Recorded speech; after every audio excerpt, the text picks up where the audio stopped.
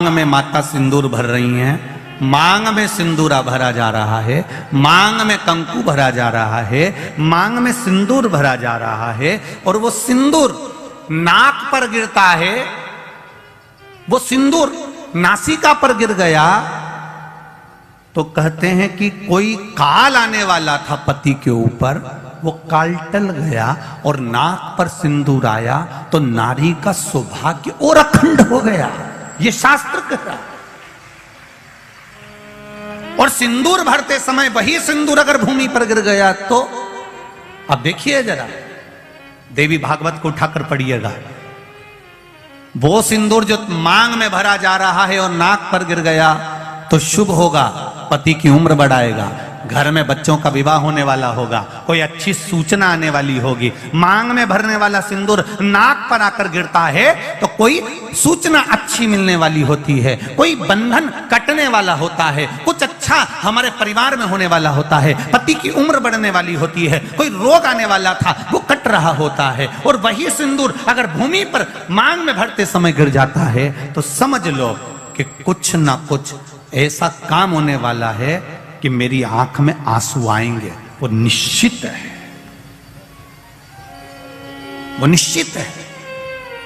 चाहे वो किसी प्रॉपर्टी के चक्कर में हो, परिवार के चक्कर में हो, नातों के चक्कर में हो, पुत्रों के चक्कर में हो, बेटियों के चक्कर में हो, पति के चक्कर में हो, रिश्तेदारों के चक्कर में हो, कुटुंब मायका ससुराल के चक्कर में हो, पर निश्चित है कि नेत्र में जल जरूर आएगा। ये निश्चित था, क्योंकि भूमि पर वो सिंदूर अगर नाक पर गिरा है तो शुभ है, पर वही सिंदूर अगर भूमि पर गिरा है तो वो अशुभ है।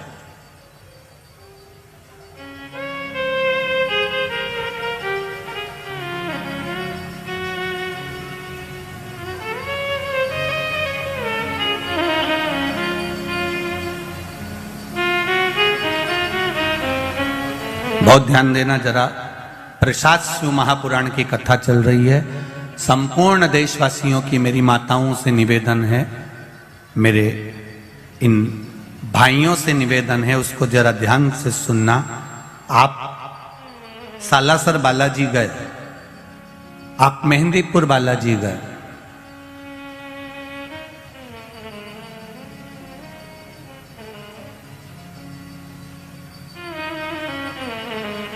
आप पावागढ़ की माता पर गए, आप किसी देवी मंदिर में दर्शन करने के लिए गए,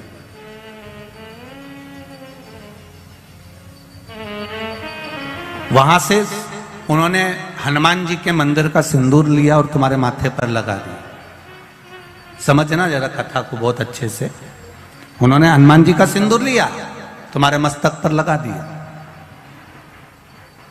अब मस्तक पर आपने अगर सिंदूर लगाया है और हनुमान जी महाराज का या देवी जी का या भगवान का सिंदूर आपके मस्तक पर लग गया है तो वो सिंदूर कम से कम शास्त्र कहता है 2.5 घंटे तक आपके मस्तक पर रहना चाहिए। कितने घंटे तक रहना चाहिए? जम के बोलो जरा। 2.5 घंटे तक रहना चाहिए। कारण क्या है? भगवान के चरण का अगर कोई कुंकू या सिंदूर हमारे मस्तक पर लगाया गया है, वो 2.5 घंटे तक रहे, उसके बाद उस सिंदूर को किसी नैपकिन, कपड़ा या अन्य चीज से पोंछ देते हैं।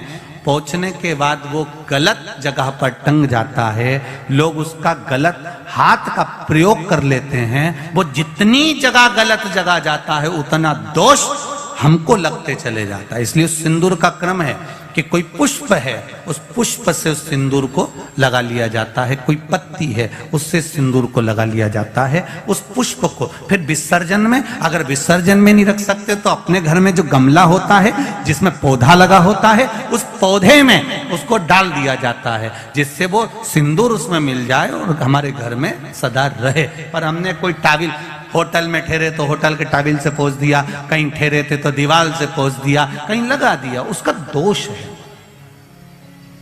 उसका दोष।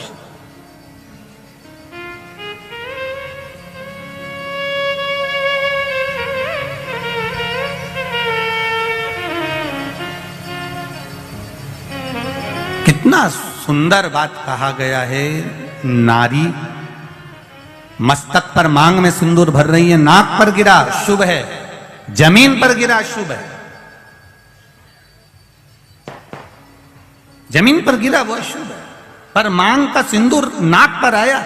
इसलिए आज भी बिहार में, जो लोग राजस्थान में, बिहार में, मारवाड़ में इधर उधर अगर आप लोग जाते होंगे तो जब कई बार आपने देखा होगा, आप जाइए जरा कहीं योग लगे तो दादी रानी सती के मंदिर पर जाइए, या आप कहीं झुंझुन जाइए, कहीं आप बिहार साइड, उत्तर प्रदेश साइड में जाएंगे तो माताएं जब मांग भरती है, जब वो छठ की पूजन करती है, कोई बड़ी पूजन करती है, तो सिंदूर थोड़ा सा नाक पर लगाकर सिर तक लेकर जाती है। चाहे बंगाल साइड में चले जाओ, चाहे आप यूपी में, चाहे बिहार में चले जाओ, नासिका पर सिंदूर का भाव हो जाए।